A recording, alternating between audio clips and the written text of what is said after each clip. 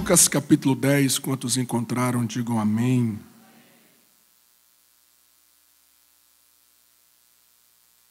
A partir do versículo 25 nos diz assim: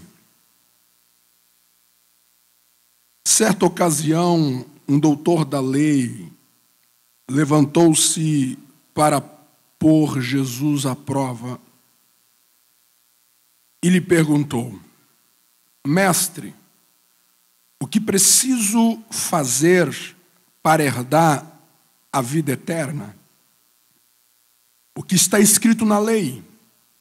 Respondeu Jesus: como você a ler? Ele respondeu: ame o Senhor, o seu Deus, de todo o seu coração, de toda a sua alma, e de todas as suas forças, e de todo o seu entendimento. E ame o seu próximo como a si mesmo. Disse Jesus: você respondeu corretamente, faça isso e viverá. Mas ele, querendo justificar-se, perguntou a Jesus: e quem é o meu próximo? Em resposta, disse Jesus: um homem descia de Jerusalém para Jericó, quando caiu nas mãos de assaltantes, e estes lhe tiraram as roupas, espancaram-no e se foram, deixando-o meio morto. Aconteceu estar descendo pela mesma estrada um sacerdote, quando viu o homem, passou pelo outro lado. E assim também um levita, quando chegou ao lugar e o viu, passou pelo outro lado. Mas um samaritano, estando de viagem, chegou onde se encontrava o homem, e quando o viu, teve piedade ou compaixão dele. Versículo 34. Aproximou-se e atou-lhe as feridas, derramando nelas óleo e vinho. Depois colocou-o sobre o seu próprio animal, levou-o para uma hospedaria e cuidou dele. No dia seguinte, deu 2 denários ao hospedeiro e lhe disse: cuide dele. Quando eu voltar, lhe pagarei todas as despesas que você tiver. Qual desses 3 você acha que foi o próximo do homem que caiu nas mãos dos assaltantes? Aquele que teve misericórdia dele, respondeu o doutor da lei. Então Jesus lhe disse: vá e faça o mesmo. Amém. Podeis assentar.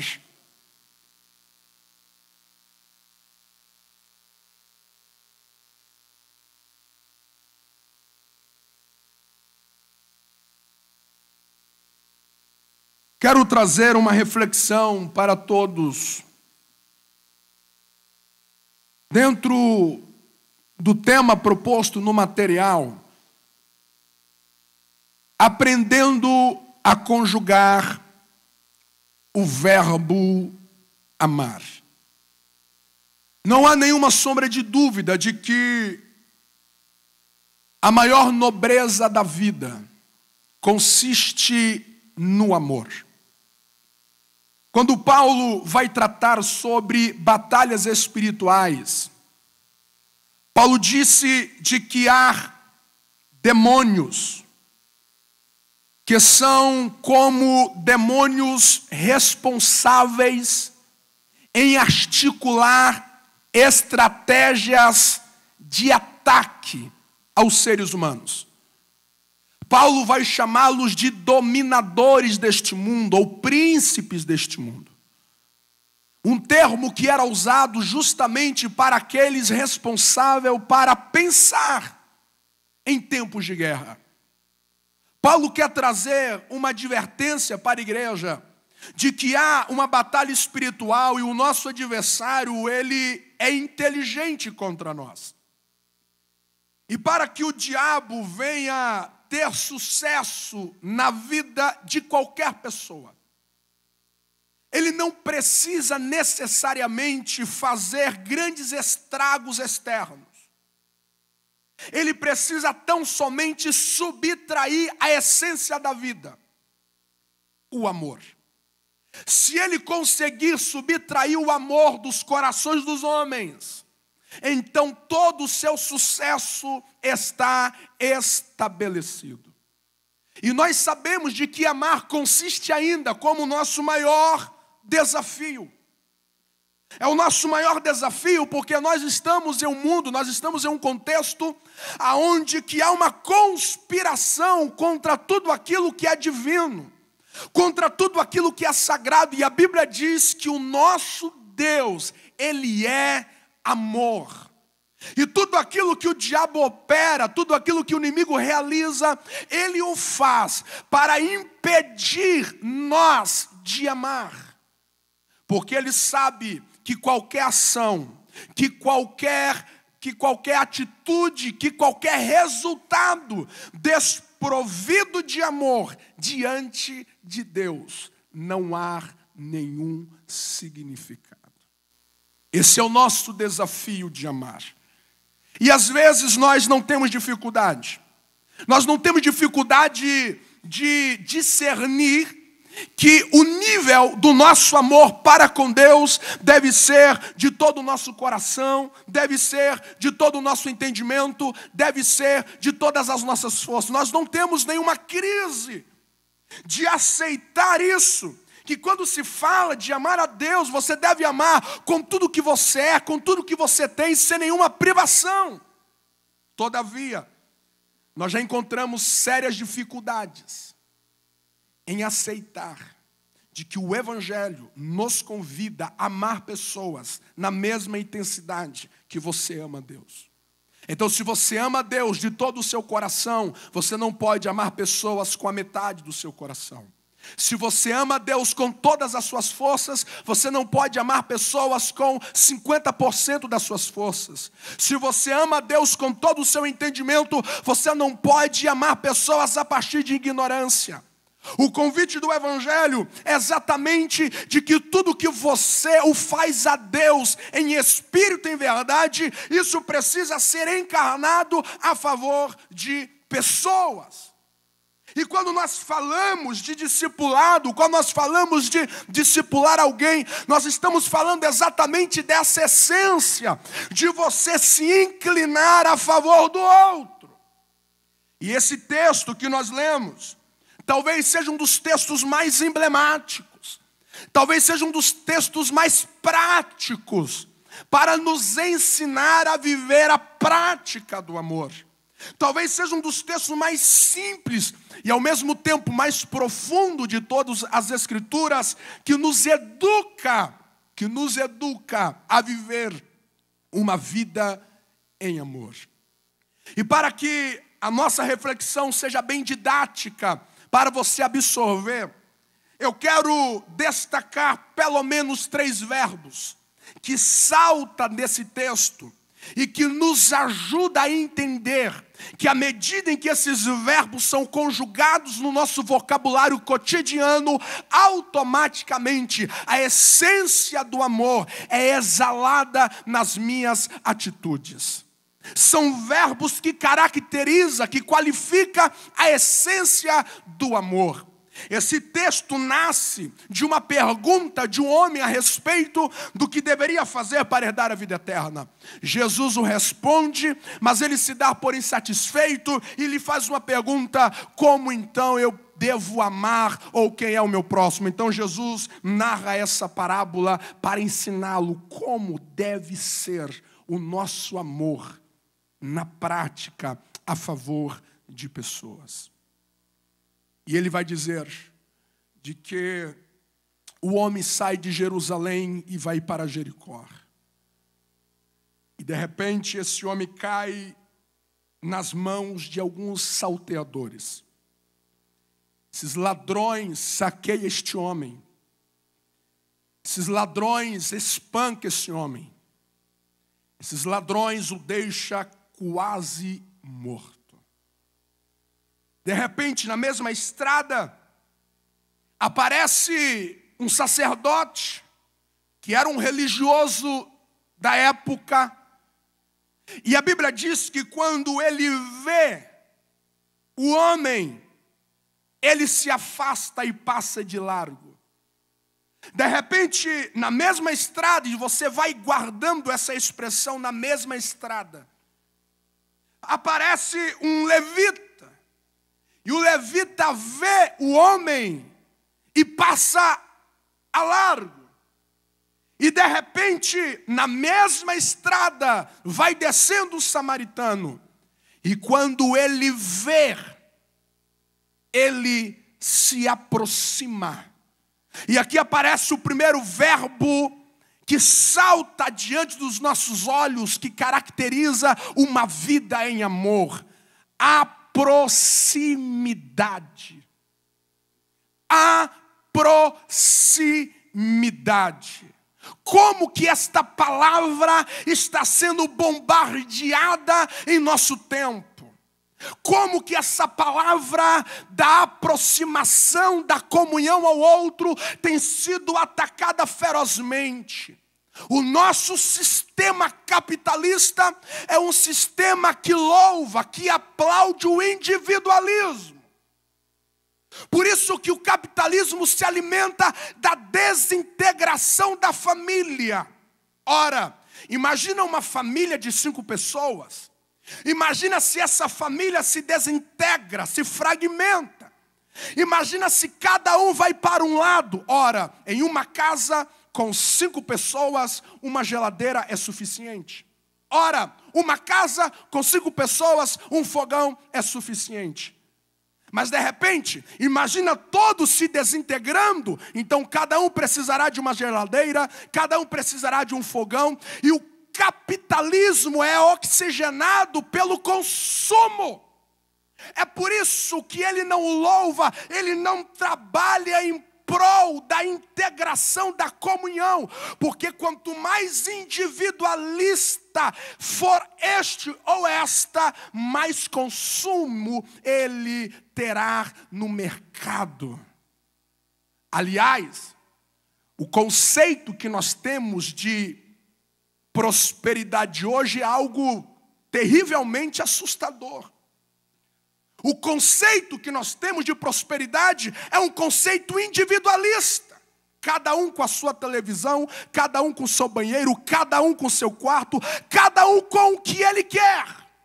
De maneira que não haja nenhum vínculo com o outro, que eu não dependa do outro para nada. Este é o sinônimo que nós temos de prosperidade na vida hoje. O Evangelho vem nos comunicar de que se você quiser viver uma vida de amor, te prepare para se aproximar de pessoas. Te prepare para eliminar distâncias. O Evangelho vem nos convidar para que todas as distâncias entre mim e você seja banida. E que nós vivamos em um só sentimento, em uma só fé, em um só Senhor, em um só propósito. E tudo que o diabo quer é eliminar essa aproximidade entre nós. E você vai acompanhar comigo no texto algo interessante. O texto disse que esses homens, o sacerdote e o levita, ele olha para aquele homem quase morto e passa de largo. Qual é a explicação mais óbvia que nós podemos ter no texto? Pelo menos uma. Esses religiosos fazem parte de uma cultura que eles não poderiam tocar naquilo que era morto. Porque se ele toca, eles ficavam impuros. Aqueles homens passam de largo e observam de que aquele homem estava meio morto. Aliás, quando a Bíblia traz o dado de que aquele homem estava meio morto, a Bíblia está querendo, no mínimo, nos fazer entender de que não havia sinais vitais visíveis naquele homem. Aquele homem estava inconsciente, aquele homem estava desacordado. Aqueles homens, à distância, deduz: esse homem já está morto. Então eu preciso de distância. Diga comigo, a distância me faz dar sentenças erradas. Aquele homem não estava morto. Aquele homem estava meio morto. Mas a distância fez com que eles deduzissem que ele já estava morto. Se está morto, eu não posso tocar, porque senão eu vou me contaminar. E eles vão se autopreservar do morto, ou do possível morto. É assim que o diabo trabalha a favor da comunidade, da família. Ele quer que haja distância entre nós. Ele quer que haja distância entre o esposo e a esposa. Ele quer que haja distância entre pais e filhos, entre filhos e pais. Porque na distância há sentenças erradas. De repente a esposa olha para o casamento e diz: esse marido não tem mais jeito. De repente ele olha para a esposa e diz: esta mulher não tem mais jeito. Ou de repente ambos olham para os filhos e diz: esse filho não tem mais jeito. Mas tem, é porque a distância está longe. Então eles estão dando sentenças erradas. Se chegar mais perto, vai perceber que ainda há vida dentro dele, que ainda há vida dentro dela, que ainda há esperança de uma restauração do quadro e da história.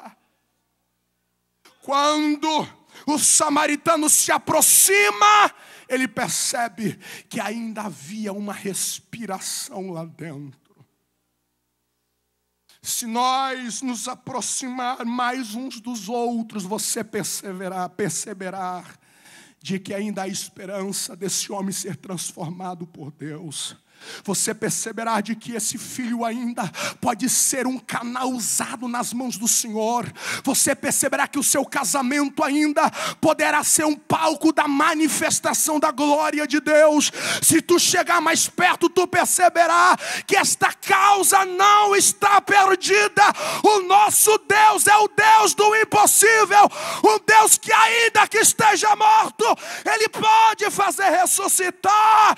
Quem entende a palavra do Senhor esta noite, dê um brado de celebração.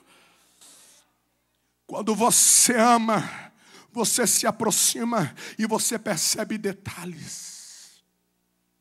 Quando esses homens passam a distância, eles dão sentenças erradas. Quando esses homens passam a distância, eles perdem o privilégio de interromper a morte nesse ferido. Amados, a Bíblia, ela trata a morte como o nosso único ou último inimigo a ser aniquilado.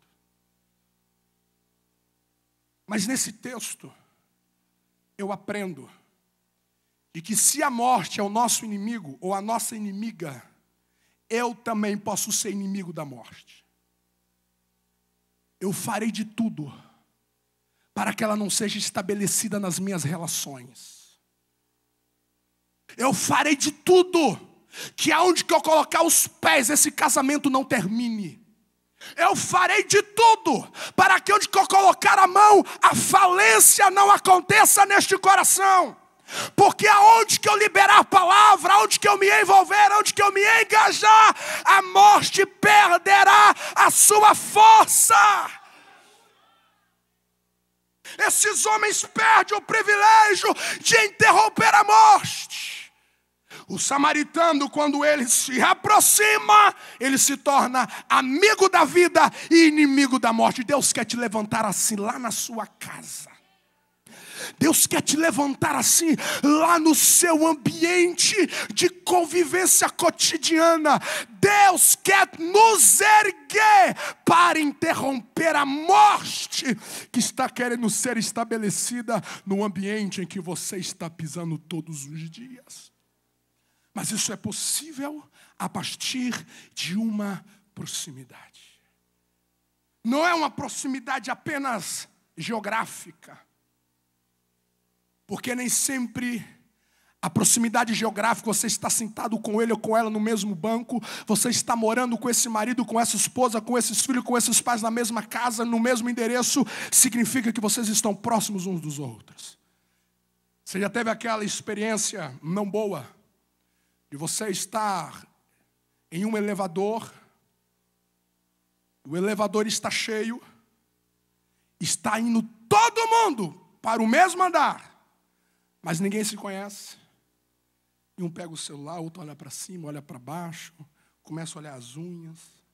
Está no mesmo ambiente, mas totalmente separadas. De sentimento, de coração e de intimidade. Não. Essa aproximação que eu estou dizendo aqui é coração a coração.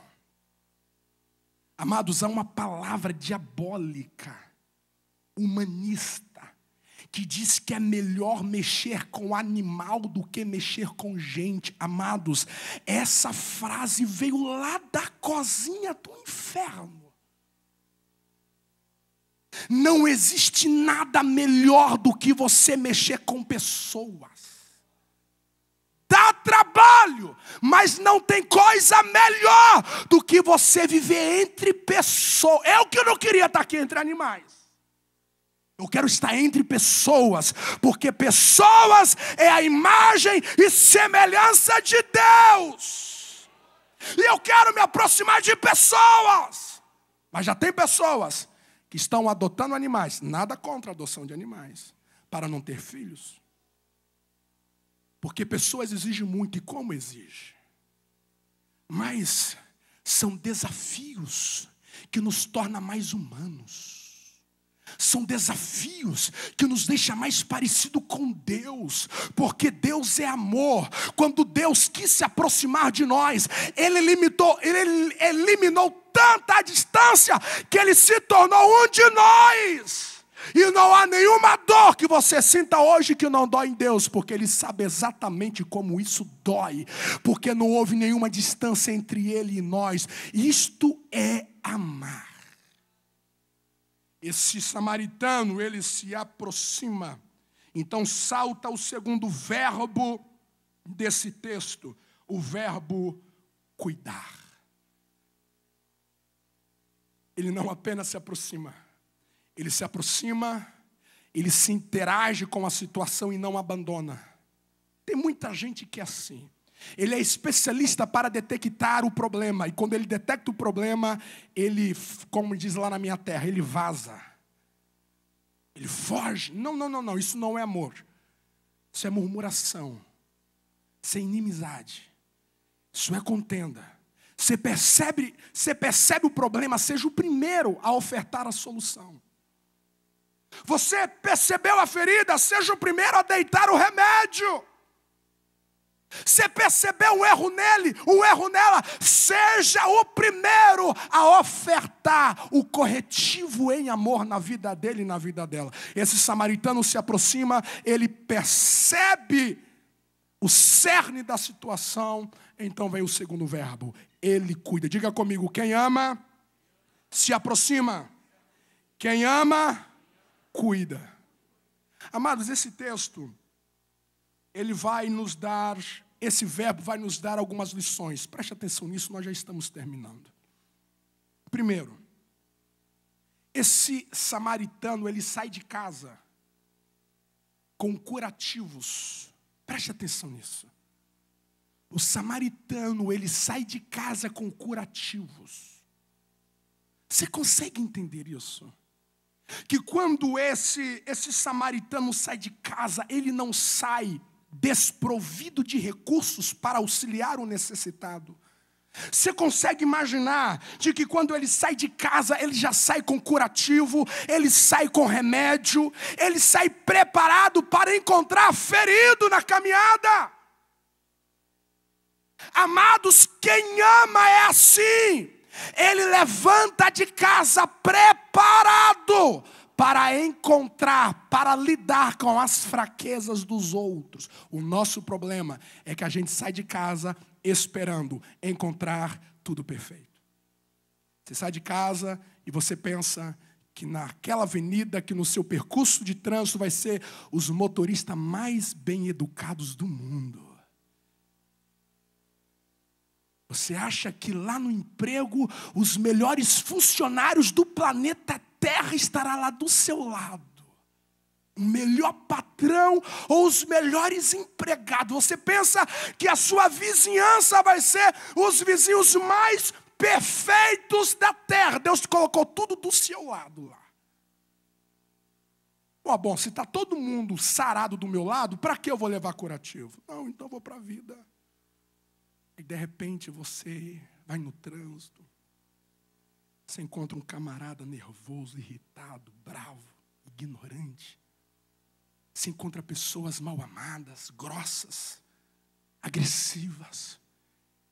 E você está desprovido de recurso para respondê-las. Isso vai te ferindo, isso vai te afetando. E você sai bom e volta o quê? Ferido. Você sai bom e chega em casa afetado. Por quê? Porque não se preparou para lidar com as feridas do caminho. Ei, você vai levantar para ir para a vida? Diga a Deus, encha a minha bolsa do coração de muita paciência. Amém?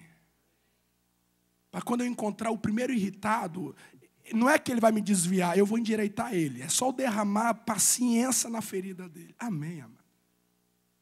Pai, enche o meu coração de muita bondade. Porque o camarada mais ruim que tiver na rua, o Senhor coloca no meu caminho. Porque eu vou derramar toda a bondade na ferida dele e ele vai ser sarado. Amém, amados?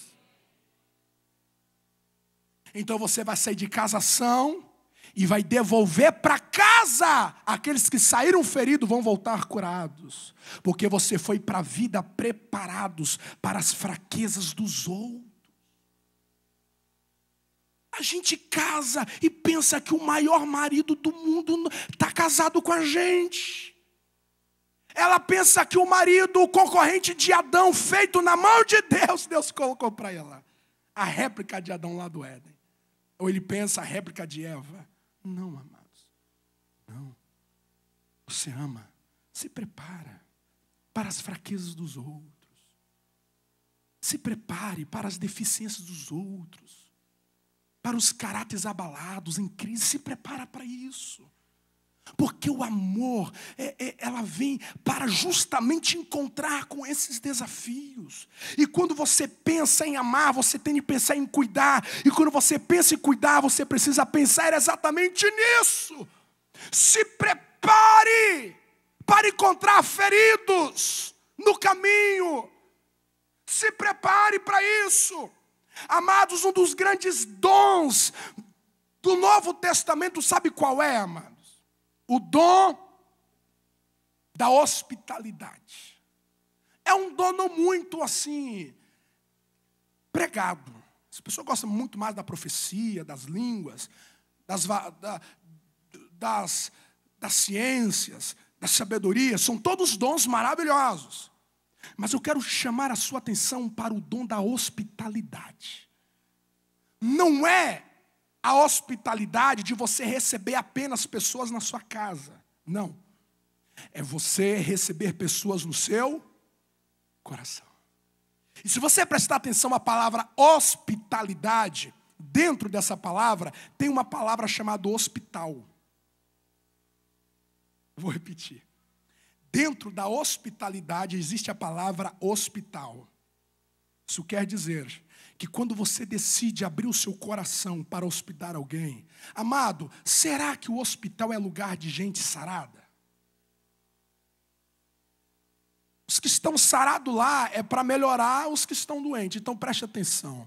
O dom da hospitalidade é aquela capacidade amável de você abrir o seu coração para os feridos. E quando eles receberem o afago do seu coração, a atenção da sua pessoa, as suas feridas sejam saradas, para que os seus dilemas sejam orientados, direcionados. Amado, Deus nos colocou nesta terra para sarar pessoas, cuidar de pessoas. O segundo detalhe desse texto é de que ele cuida estando em viagem. Ele tinha uma viagem programada. O sacerdote, o levita, estavam andando por acaso. Ele não, ele tinha um destino. Então hoje nós ouvimos assim: pastor, eu não tenho tempo. Uma correria, como é? Uma correria. Eu me lembro, na cidade em que eu morava, Goiás, uma vez o prefeito estava dando uma entrevista na rádio e liga uma moradora dizendo: senhor prefeito, o senhor prometeu que ia asfaltar a nossa rua e até hoje nada, o senhor está quase terminando o mandato e nada. Ele disse: ô senhor, onde você mora? Tal rua, desculpe, é porque eu estou num corrimento muito grande e não deu para passar lá. Assim, as pessoas estão nesse corrimento, nessa correria, na verdade. É o que ele queria dizer. E ela diz: eu não tenho tempo para nada. Quem disse isso, amado? Quem disse isso, que nós não temos tempo? Se morrer a esposa, o filho, o marido, você arruma tempo para ir lá no velório? Ou você vai dizer: eu não posso ver ele porque eu estou sem tempo? Se te dá uma diarreia, você arruma tempo para dar atenção para ela?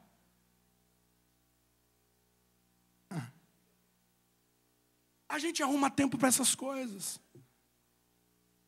Liga para o patrão: vou chegar atrasado porque hoje eu amanheci rei. Mas você arruma tempo. E por que quando se fala de pessoas, tratar corações, amar vidas, a gente não tem tempo para passar um torpedo abençoador, para dar uma ligação encorajadora, para nós fazermos uma oração por ele, com imposições de mão, ou dizer: eu estou orando por você nesse momento? São sinalizações de quem está cuidando. Esse homem, ele cuida. E se você prestar atenção, os primeiros socorros é na estrada. É na estrada. Gente, essa estrada de Jerusalém para Jericó era uma estrada totalmente feia, sem aparência, cheio de montanhas. Era uma cidade, era uma estrada totalmente sem aparência, algo sinistro. Essa estrada era considerada a estrada sangrenta. Não tinha nada a favor. Esse homem não estava no hospital. Ele estava numa estrada, tudo desconfortável, não tinha uma maca ali preparada, não, estava tudo grosso, bruto, agenda elaborada, situação tudo desfavorável, mas ele separou uma prioridade para cuidar de pessoas. Existem pessoas que estão esperando tempos perfeitos para cuidar de pessoas. Eu vou esperar tudo melhorar. Quando melhorar, eu vou dar uma atenção melhor para minha esposa, para o meu marido, para o meu filho, para o meu amigo. Não. Então não há amor nessa relação. Há conveniência. O amor, ele cuida no momento exato da necessidade. Está tudo desfavorável, mas eu estou amando. Eu vou cuidar de você. E é interessante que esse texto, a Bíblia diz que ele deita azeite. O azeite era para aliviar a dor. Mas é interessante que se o azeite estivesse quente, ele ia fritar o homem. Percebe? Percebe que não basta apenas você ter uma direção certa. Você precisa ter uma sabedoria para lidar com ele, para lidar com ela. Pastor, eu falei para ele exatamente o que ele precisava ouvir. E por que ele ficou tão bravo? É porque o azeite estava quente. Pastor, eu falei certo, mas por que deu tudo errado? Porque foi de uma maneira imprudente, foi no momento imprudente. Você vai cuidar, se atenta para detalhes. Nada favorável à sua volta, mas cuida. Sempre há um tempo no coração daqueles que amam para cuidar de pessoas. E por último lugar, eu quero te convidar para você ficar em pé comigo, por favor.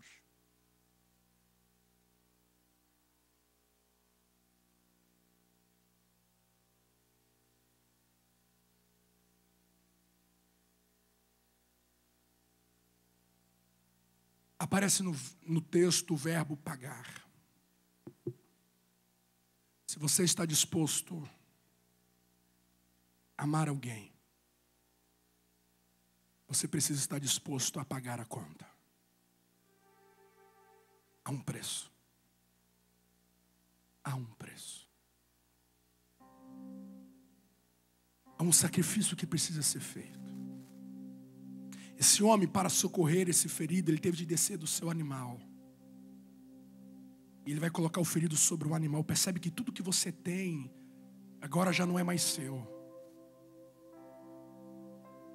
É para o serviço do outro. Isso vai nos custando muita coisa. Isso vai nos custando muita coisa. Você me fala, pastor, custa quanto para amar alguém? Custa pouco? Não. Custa muito? Também não. Custa tudo. Mas se você prestar atenção comigo no texto, o samaritano tinha recurso para pagar. Você está vivo? Você está respirando? Tem certeza disso? Tem certeza disso? Se você está vivo, está respirando, você tem recurso para pagar essa conta do amor. Porque é com a sua própria vida. Não! Eu não estou falando que o amor empresta. Estou falando que o amor paga. Quando Jesus veio até a nós, quem estava devendo quem era nós? Nós estávamos devendo Ele. Nós estávamos devendo a Deus.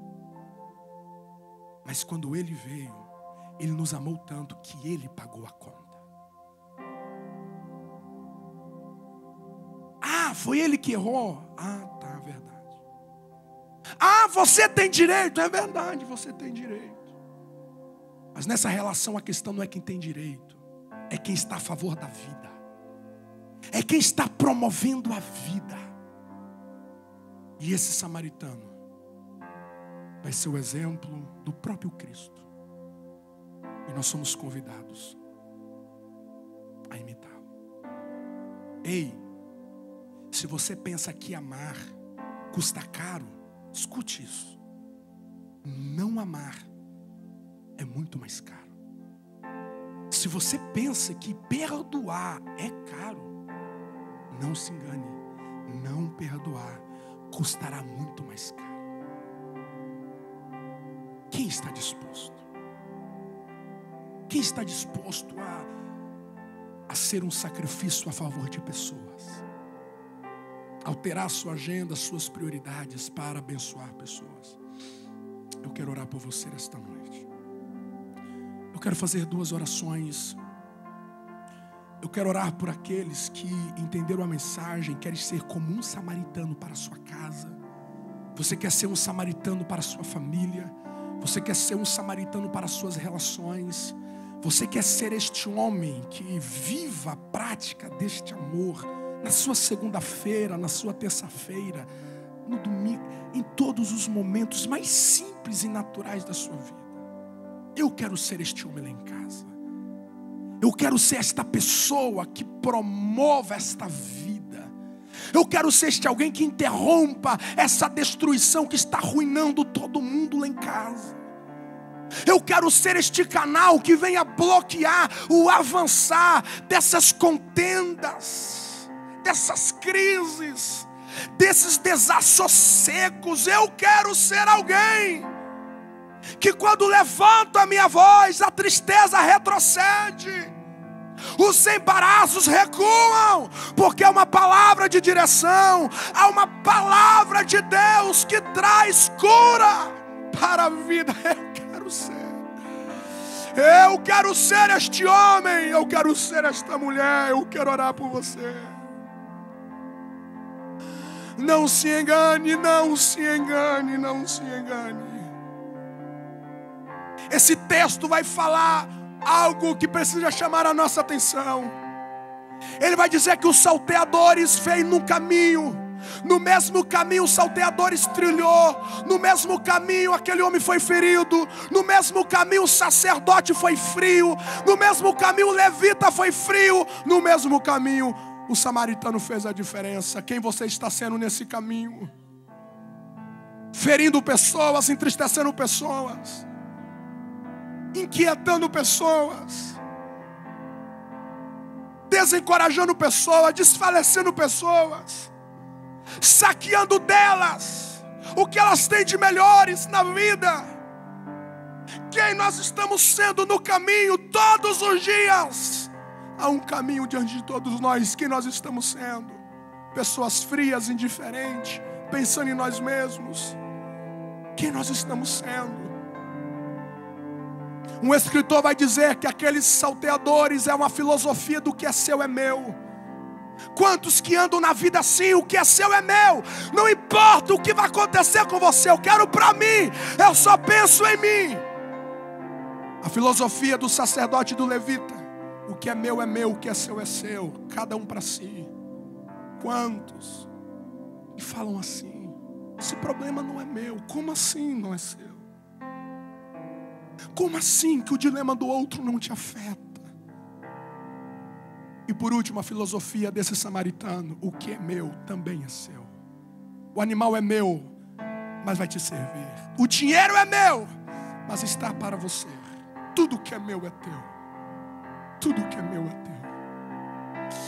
Quero fazer um segundo convite. Alguém que está entre nós e talvez você se identifica com esse homem que foi assaltado. Talvez você se identifica com alguém que foi ferido na vida, com alguém que foi despedaçado na vida, com alguém que sofreu muitas frustrações.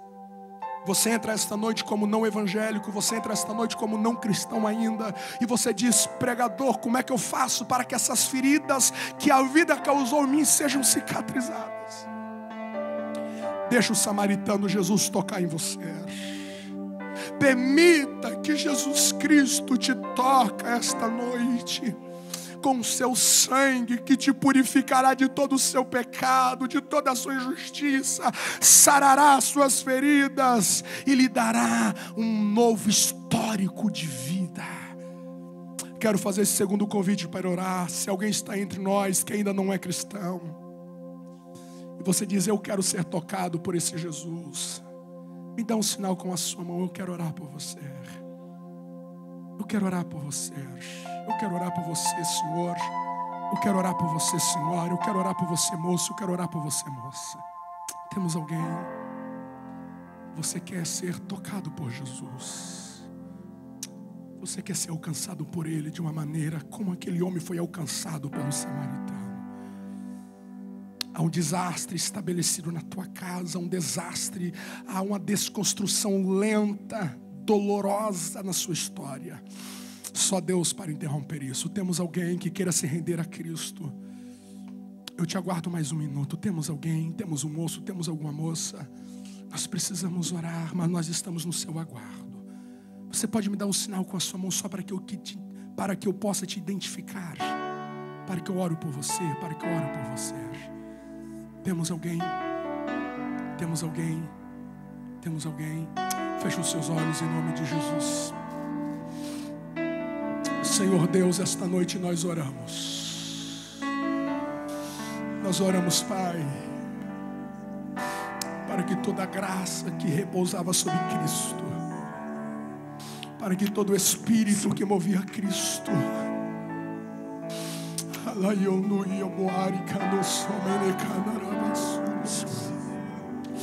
todo o Espírito que movia Jesus para tocar os leprosos e eles serem purificados, o mesmo Espírito que tocava Jesus para levantar os paralíticos, para curar os cegos, Espírito de Deus, se mova na vida de cada um de nós,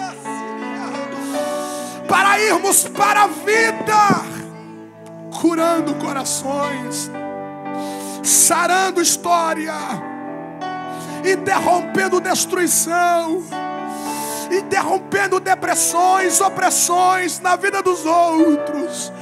Levanta cada um de nós como aqueles que promovem a vida, amigos desta vida, amigos dessa vida, amigos do remédio, amigos da cura.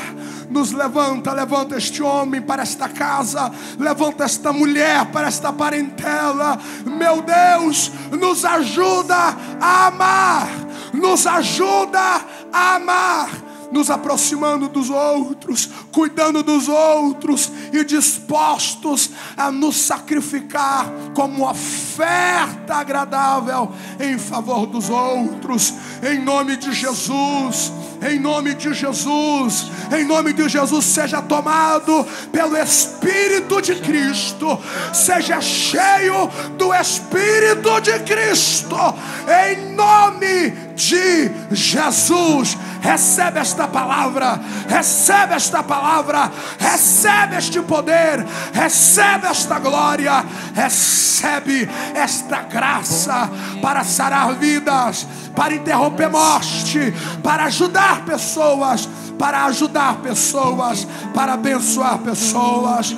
Quantos entenderam a palavra? Aplauda esse Jesus bem alto, aplauda bem alto. Louvado.